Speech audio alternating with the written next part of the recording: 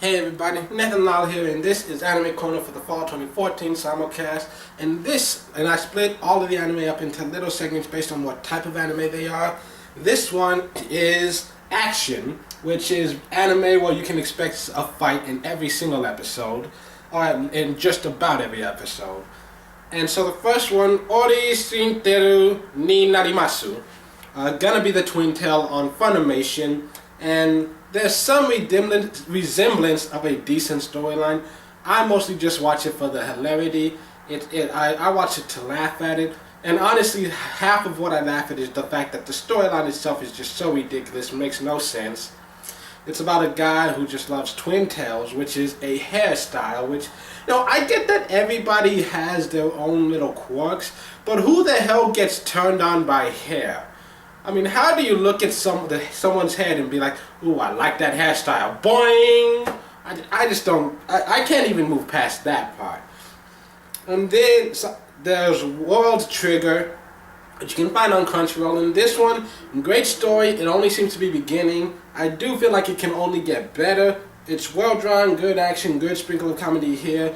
It's not necessarily my favorite to watch, but it's got such an interesting storyline. I always look forward to the next episode and the next big reveal.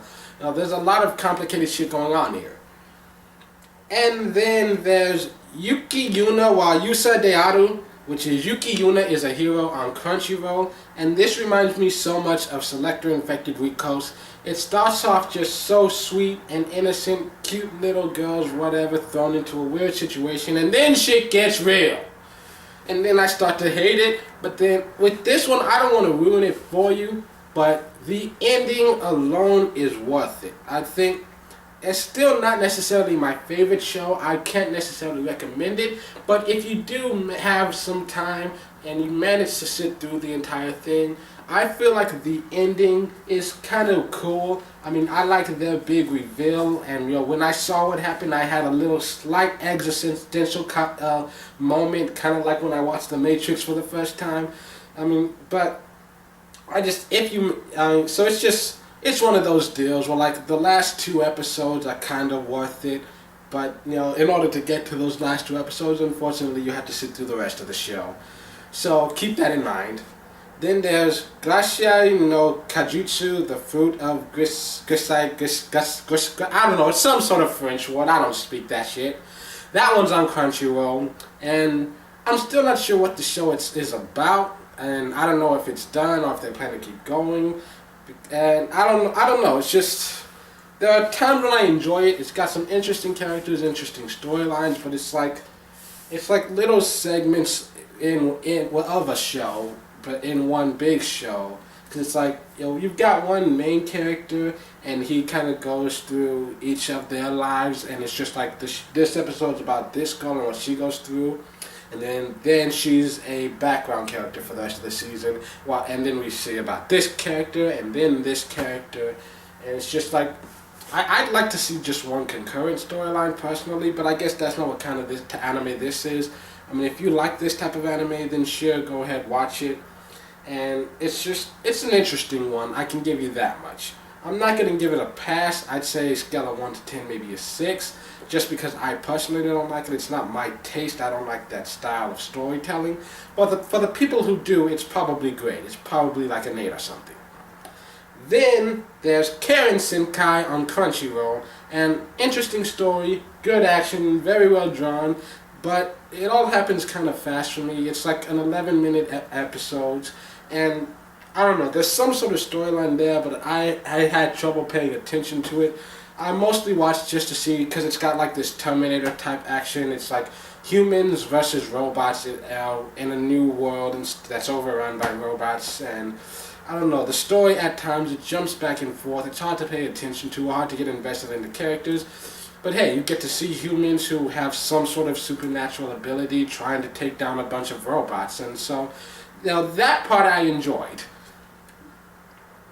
Then there's Shirigane no Issei Arje Volen, which is Arje Volen on Crunchyroll. It had an interesting ending.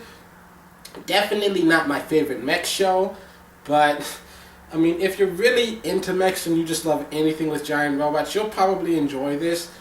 Though I can say it's not interesting enough to keep me coming back for more after this. I felt like I stuck around more for the mystery of it, and I feel like learning what happened that led to all of this was more interesting than actually watching this. You know, just for me personally, like, the characters were well developed. There like I said, there was some interesting storylines going on, but just overall, just not my cup of tea. Not my cup of hot coffee either. But I don't drink coffee, so it's not my cup of Mountain Dew either. Though who puts Mountain Dew in a cup? You just drink it straight out the can. Product placement. Then there's Majin Bone on Crunchyroll. I have no idea how long this will keep going. It's been going since the last Simulcast back in was it June or July that it started? I keep coming back every week, so they must be doing something right. Decent action, interesting storyline. My favorite thing about it is that they develop their characters. You can see them learn and grow as things go on. Now, I don't necessarily always pay attention to the fighting, but I like the storyline. I'm invested enough that I can't quit. I want to know how it ends. And then there's Cross Ends Tenshi to Ryu no Rondo, Cross Ends Rondo of Angel and Dragon on Crunchyroll. I had an entire video on my channel before where I talked about this a little more in depth, and it's hard to sit through. It starts out a little rapey, and the main character was a complete bitch, so I was okay with her getting raped because I hated her. But the story, it does a great job of showing growth in the characters. You see them developing over time, so I definitely enjoyed that part.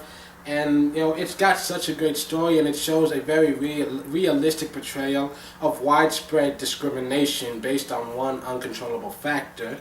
Could we live in a future now where everybody has power over some sort of mystical force called mana?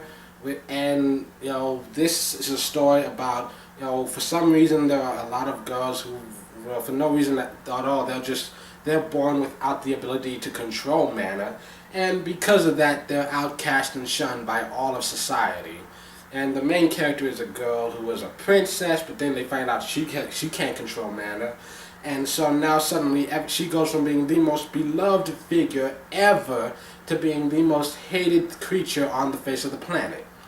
And so I just thought that was it was very well done. Like I said, I don't like it because it's hard to sit through, but it's an amazing story. It's very well made, and you should at least check it out.